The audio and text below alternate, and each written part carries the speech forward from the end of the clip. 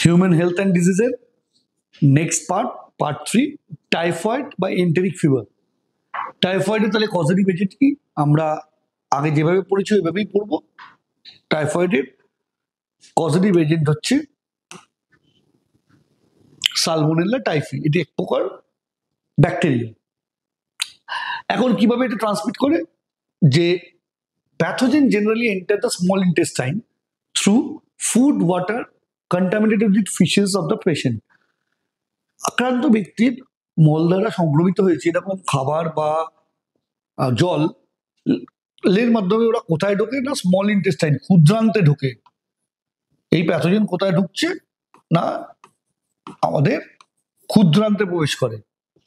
এখন কিভাবে তাহলে ক্যারি হচ্ছে, আমাদের যে মাছি সেই মাছি তাকে ক্যারি করে নিয়ে যেতে পারে।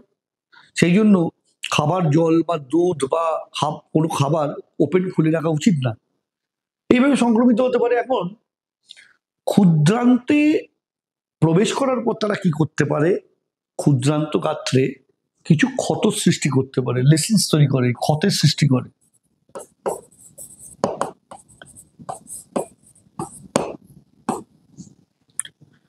এরপর এরা কি করে, ক্ষুদ্রান্ত থেকে অন্যান্য অঙ্গেও মাইগ্রেট করে যেতে পারে।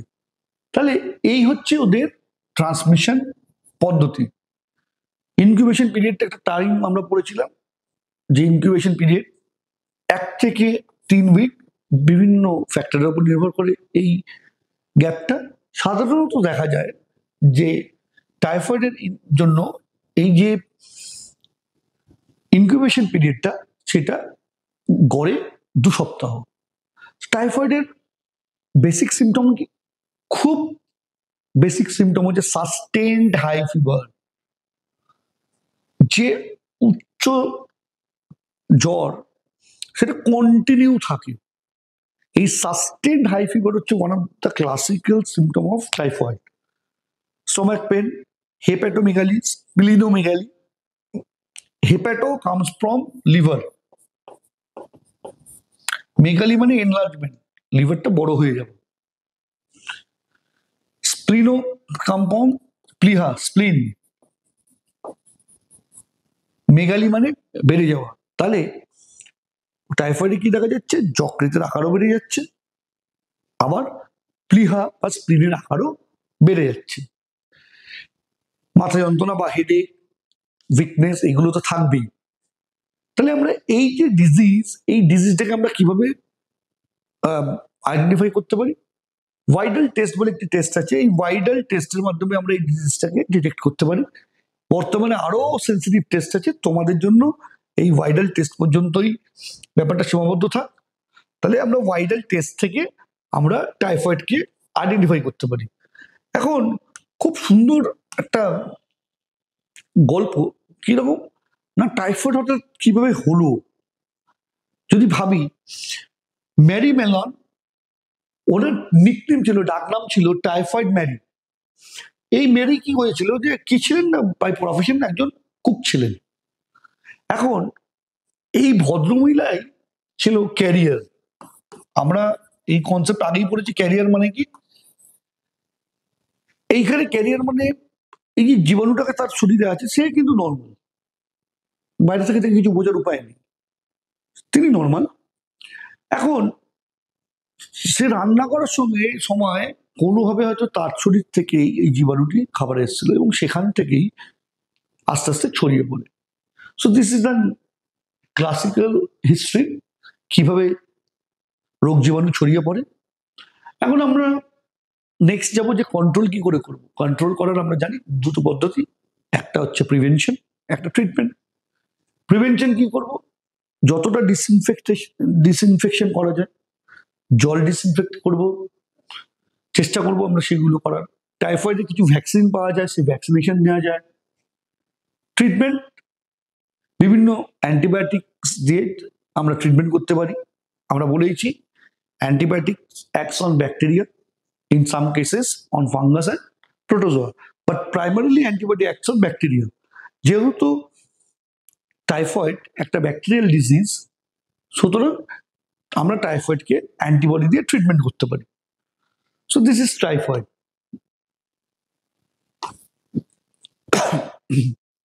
এরপর নিউমোনিয়া। নিউমোনিয়া তোমরা যেটা পড়বে সেটা হচ্ছে ব্যাকটেরিয়াল নিউমোনিয়া। নিউমোনিয়া কিন্তু অনেক কারণে হতে পারে, অন্যান্য কারণ ভাইরাল বা অন্যান্য কারণ তোমাদের প্রয়োজন নেই। তোমরা যে নিউমোনিয়াটা পড়ছো দিস ইজ ব্যাকটেরিয়াল নিউমোনিয়া। তার জন্য মেনলি ব্যাকটেরিয়াল নিউমোনিয়াও অনেকগুলো ব্যাকটেরিয়া ইনভলভ হতে পারে। তোমরা কনফাইন্ড থাকবে দুটো ব্যাকটেরিয়ার উপর, one is streptococcus pneumoniae and another is haemophilus influenza. এখন এই যদি তোমার কাছে সাইন্টিফিক নেম চাওয়া হয় বায়োনমিনাল নোমেনক্লেচার ফলো করে সেপারেটলি আন্ডারলাইন করে কিন্তু লিখতে হবে। এখন তাহলে এরা ব্যাকটেরিয়া। সো আবার বুঝতে পারলে নিউমোনিয়াও একটা ব্যাকটেরিয়াল ডিজিজ, তোমরা ব্যাকটেরিয়াল ডিজিজ যাবেই পড়বে। সো মোড অফ ট্রান্সমিশন কি? A healthy person acquires the infection by inhaling the droplet or aerosols, যেটা আমরা আগেও পড়েছি। সাধারণ সর্দি কাশি যেভাবে হয় ড্রপলেটের মাধ্যমে, এই ক্ষেত্রেও সেটা হতে পারে। বিভিন্ন জিনিস শেয়ার করে, মানে ধরো কোনো কারণে আমি হাঁচ্ছ করলাম, আমার চশমায় ড্রপলেটস লেগে আছে, আমি চশমাটা খুলে রেখেছি, কেউ আমি টেবিলে রাখলাম, কেউ চশমাটা সরালো এবং তার হাতে গেল, এবং সেই হাতটাই সে আবার নাকে লাগলো, মানে কোনোভাবে তার নাকটা বুঝলো, ড্রপলেটটা তার শরীরে চলে গেল। সো এইভাবে হতে পারে। এবার প্যাথোজেন কোথায় যাবে? প্যাথোজেন প্রথম যাবে বঙ্কিওলসে। সেখান থেকে কি করবে? আমাদের যে অ্যালভিওলাই আছে ফুসফুসের, সেই ফুসফুসের অ্যালভিওলাই গাত্রতে ইনফ্লামেশন করবে, অর্থাৎ জ্বলনের সৃষ্টি করবে। আর কি করবে? একটা প্রোটিন রিচ ফ্লুইড সিক্রিট করে, যেই protein rich fluid culture medium হিসেবে কাজ করবে। সে কি করবে? আরো ব্যাকটেরিয়াল গ্রোথকে হেল্প করবে। আলটিমেটলি কি হবে? ওই ব্রঙ্কিয়ালস গুলো ব্লক হয়ে যাবে, তোমার নিঃশ্বাস প্রশ্বাসে কষ্ট হবে। অ্যাডাপ্টেশন শুধু ভাবো, যে নিজে ব্রঙ্কিওলে ঢুকলো, ঢুকে ক্ষান্ত থাকলো না, বসে থাকলো না, শুধু তোমার ব্রঙ্কিওল আটকে দিল না, ও কি করলো? এইটা তোমার দেখো, যে ও যে এই যে ব্রঙ্কিওলে ঢুকে ও কি করছে, এই যে গাত্রগুলোতে কি সুন্দরভাবে কি করছে না, ইনফ্লামেশন করে দিচ্ছে। দেখো ইনফ্লামেশন করছে, করে এখানে কিছু ফ্লুইড সিক্রিট করে দিল, এই যে ফ্লুইড সিক্রিট করে দিচ্ছে। এই ফ্লুইড কি করছে? ওই ব্যাকটেরিয়াকে বলছে, ভাই তুই আয়, তুই বস, আরো বৃদ্ধি কর, আমি তোর কালচার মাধ্যম। তোমার শরীর থেকেই ও নিজের কালচার মিডিয়া তৈরি করে দিচ্ছে। কি ডেঞ্জারাস তাহলে ঘটনা ঘটিয়ে দেয় ভাবো। সো ব্যাকটেরিয়া গ্রোথ আরো বাড়ে, আলটিমেটলি এই জায়গা পুরো ব্লক করে দিচ্ছে। এখন সিমটম কি? প্রথমের দিকে কি হয় না, ঠান্ডা লাগে, যা আমাদের সাধারণ সর্দি কাশির সিমটম। তারপরে কি হয়, ধীরে ধীরে ধীরে ধীরে আমাদের যখন ব্রঙ্কিওল ব্লক হতে থাকে তখন অক্সিজেন যাতায়াত মানে কমতে থাকে। যত কমতে থাকবে তোমার কালারেশন অফ লিপস চেঞ্জ হয়ে যাবে, জিভের কালার, আর ধীরে ধীরে ধীরে ধীরে একটা ব্লুইশ কালার আসতে থাকবে।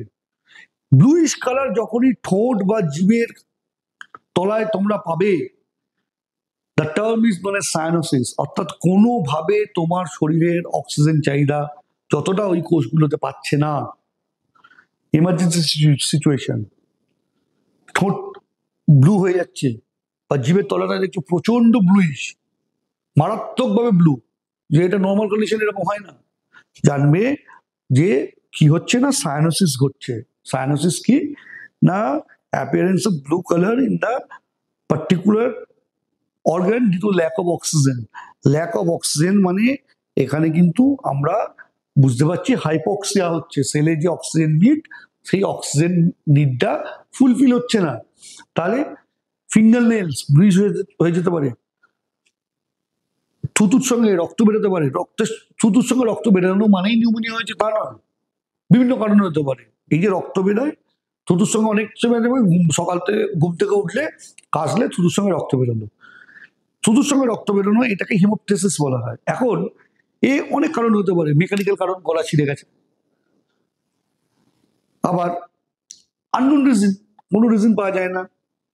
তবে টিউবারকুলোসিস বা নিউমোনিয়ার ক্ষেত্রে এটা একটা প্রিডমিনেন্ট সিমটম। এবার তোমাকে যদি প্রশ্ন করি, তাহলে নিউমোনিয়া যার হলো আমরা কি করতে পারি? নিউমোনিয়ার ক্ষেত্রে প্রিভেনশন তোমাকে যেভাবে সর্দি কাশির থেকে নিজেকে বাঁচাতে হবে সেরকম সেম প্রিভেনশন। আর কি? আর 60 বছর বয়সের বয়স যাদের পেরিয়ে গেছে তাদের ক্ষেত্রে নিউমোনিয়ার একটা ভ্যাকসিন হয়, সেই ভ্যাকসিনটা নিয়ে তারা কমপ্লিকেশন এড়াতে পারে। আর কি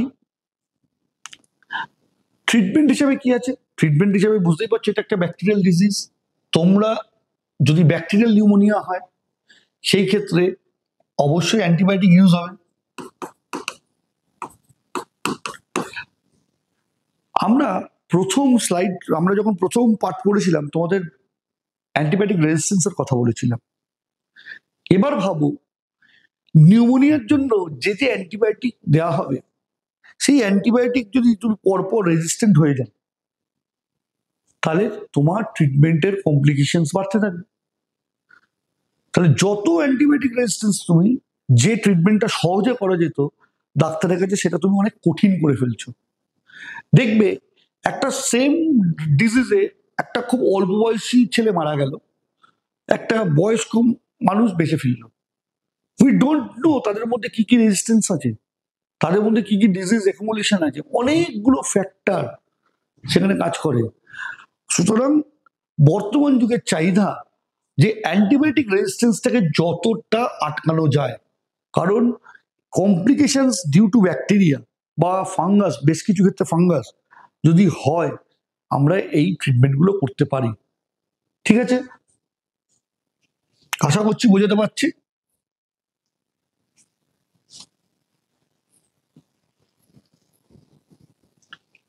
নেক্সট অ্যামিবায়াসিস, যাকে তোমরা আমাশয় বলো, বাংলায় আমাশয় বলা হয়, বা amoebic dysentery, enteritis. Causative agent একটি প্রোটোজোয়ান অর্গানিজম মানে protozoan animals, Entamoeba histolytica. Spelling দেখবে, ইটস এন প্রোটোজোয়ান অর্গানিজম। কি করে না, এই প্রোটোজোয়ার দেখো লাইফ সাইকেলটা যদি দেখো, দিস ইজ টেট্রানিউক্লিয়েট সিস্ট। এই যে গোল্ড স্ট্রাকচারটাকে সিস্ট বলা হয়। এর মধ্যে 4টে নিউক্লিয়াস আছে। সো এর ইনফেক্টেড স্টেজটার নাম হচ্ছে tetra nucleate cyst of Entamoeba histolytica. So এইটা হচ্ছে তার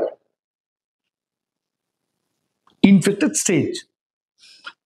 সো এই ইনফেকশন কিভাবে হয়, এই টেট্রানিউক্লিয়েট স্টেজ যদি খাবার বা পানীয়ের মাধ্যমে তোমার শরীরে প্রবেশ করলো, তাহলে এই খাবার বা পানীয়ের মাধ্যমে কি করে প্রবেশ করবে? একই ব্যাপার, ফ্লাই এর মাধ্যমে। তুমি খাবার খুলে রেখেছো এবং কোনোভাবে এটা কন্টামিনেটেড এবং সেই ফ্লাই এর মাধ্যমে তোমার কাছে এসছে। আসার পরেও কি করবে? ও দেখো তোমার ইন্টেস্টিনাল গাত্রে ও কি করবে না, প্রথমে ক্ষত সৃষ্টি করবে। করে কি করবে? যে ব্লাড ভেসেল গেছে, রক্তবাহ গেছে, তার আরবিসি কে ভক্ষণ করবে এবং কিছু ডেব্রিজ তৈরি করবে। এইটা করতে করতে সে কি করবে না, আলটিমেটলি তোমার ইন্টেস্টিনাল যে গাত্র আছে সেটাকে ভয়ঙ্কর ভাবে ক্ষতি করবে। এর ফলে কি হবে? এখান থেকে ব্লিডিং স্টার্ট হয়ে যাবে। তাহলে তখন কি হবে না, তোমার যে স্টুল আছে, পায়খানা, তার সঙ্গে কি হবে না, ব্লাড এবং মিউকাস বেরোবে, তাকেই আমরা রক্ত আমাশয় বলি। সো সবসময় যে এই লেভেল পর্যন্ত পৌঁছাবে তা কিন্তু নয়। অনেক ক্ষেত্রে হয়তো দেখা গেল যে এই ইরোশন করতে পারলো না এতটা, তুমি তার আগে সচেতন হয়ে গেলে, ডাক্তার দেখিয়ে নিলে, কিন্তু কি হয় অন্যান্য সিমটম, তাহলে তখন কি প্রচন্ড পেটে ব্যথা, তোমার বহু ক্ষেত্রে জ্বর চলে আসে, কারোর কারোর ক্ষেত্রে ক্রনিক আমাশয় হয়, মানে মাঝে মধ্যেই আমাশয় হয়। সে খাদ্যের স্বভাব অভাবজনিত, মানে খাদ্যের স্বভাবজনিত কারণ, সে বাইরের খাবার খায়, খোলা খাবার খায়। সো আমরা কি করি তখন, যে পেট ব্যথা হলো ডাক্তারকে যদি সঙ্গে সঙ্গে দেখিয়ে নাও, কি হয় না ডাক্তার তোমাকে ওষুধ প্রেসক্রাইব করলো, তুমি ওষুধ খেলে ঠিক হয়ে গেলে, এতটা দূর ঘটনা ঘটলো না। কিন্তু যদি ক্রনিক লেভেলে এইরকম ঘটনা মানে দীর্ঘদিন ধরে এরকম হয়, আলটিমেটলি ইন্টেস্টিনাল ওয়াল যদি পাংচার হয়ে যায়, সেটা কিন্তু মারাত্মক মারণ রোগ পর্যন্ত হতে পারে। সো আমার সাথে যেমন খুব মানে আমরা ভাবি খুব ইজি, ততক্ষণই ব্যাপারটা ইজি যতক্ষণ না ক্ষুদ্রান্তের গাত্র পুরো পারফোরেটেড হয়ে যাচ্ছে, পুরো ছিদ্র হয়ে যাচ্ছে। এইরকমও কিন্তু দশা ঘটতে পারে তুমি যদি ইগনোর করো। তো এই ক্ষেত্রে ডাক্তার দেখানো খুব জরুরি। আশা করছি বুঝতে পারছো যে যেগুলোকে আমরা খুব সামান্য জিনিস ভাবি, সেগুলো কোনোটাই অত সামান্য জিনিস নয়। তাহলে কন্ট্রোল কি করে করবো? কন্ট্রোল করার জন্য প্রথম স্টেপ হচ্ছে প্রিভেনশন করা, যে রোগ হওয়ার থেকে আগে মুক্তি। আমি রোগটাই হতে দেবো না, তাহলে তার কোনো ব্যাপারই না। তাহলে প্রিভেনশন কি করব? না ক্লিনলিনেস বজায় রাখবো। ক্লিনলিনেস বজায় কি করে রাখবো? না হাত ভালো করে দেবো, আমরা খাবার সব ঢেকে রাখবো, কোনো খাবার উন্মুক্ত রাখবো না, ফল বা ভেজিটেবলস যেগুলো খাবো সেগুলো ভালো করে ধুয়ে খাবো, কোনো কিছু না ধুয়ে খাবো না, ভালো করে রান্না করব, ফোটাবো, যাতে সিস্ট যদি থেকেও থাকে সেগুলো যাতে ধ্বংস হয়ে যায়। এখন আমরা যদি হয় আমাশা, তাহলে কি করব? সেই ক্ষেত্রে আমরা অ্যান্টি অ্যামিবিক মেডিসিন নেব, বহু ক্ষেত্রে অ্যান্টিবায়োটিক্স দেওয়া হয়। আচ্ছা, প্যারাসাইট, এটা একটি মোনোজেনেটিক প্যারাসাইট। মোনোজেনেটিক প্যারাসাইট মানে কিছু কিছু পরজীবী, পরজীবী মানে আমি আগেই বলেছি কারা। এবার ওই পরজীবীর, তাহলে একটা যদি প্যারাসাইট থাকে বা পরজীবী থাকে, তাহলে সে কারোর শরীরে বসবাস করছে, যার শরীরে বসবাস করছে তাকে কি বলবো আমরা? হোস্ট বা পোষক। কোনো কোনো পরজীবীর একটাই পোষক থাকে, অর্থাৎ একটা পোষকের উপরই সে নির্ভরশীল, তার জীবনচক্র কমপ্লিট হয়ে যায়। তাদেরকে আমরা বলি মোনোজেনেটিক প্যারাসাইট। মোনোজেনেটিক প্যারাসাইট। তাহলে মোনোজেনেটিক প্যারাসাইটের হোস্ট কটা? একটা। কিন্তু প্লাজমোডিয়ামের মতন কিছু প্যারাসাইট দেখবে তাদের ক্ষেত্রে দুটো পোষক লাগে তাদের জীবনচক্র কমপ্লিট করতে, তাদেরকে আমরা বলবো ডাইজেনেটিক প্যারাসাইট। তাহলে ডাইজেনেটিক প্যারাসাইটের ক্ষেত্রে হোস্ট কটা? হোস্ট দুটো।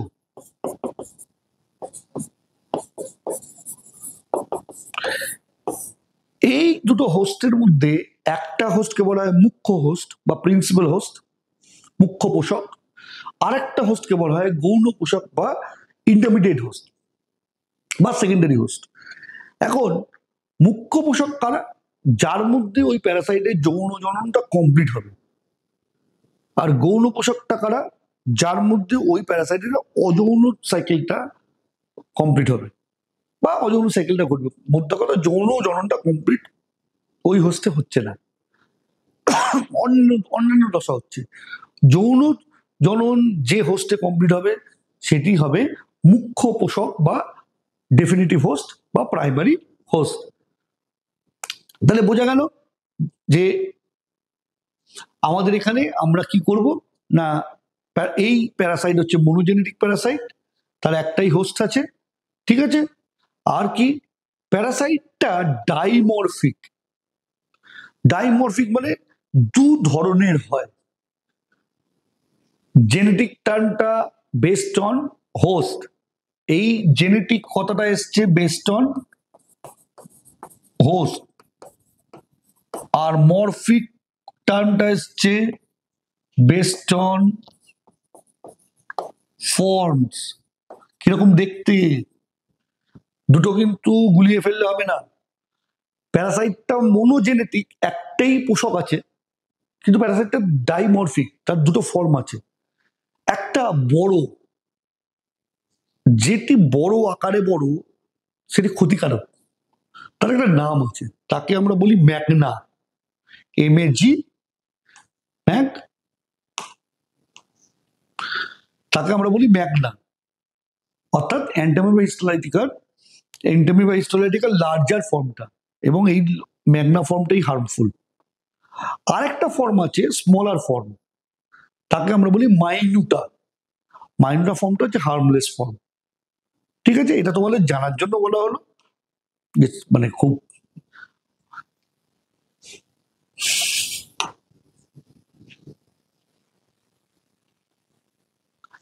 এরপরে আমরা নেক্সট যে টপিকটি পড়ব সেই টপিকটি আমরা পরবর্তী স্লাইড থেকে পড়ব, কারণ এর পরের টপিকটি হচ্ছে ম্যালেরিয়া।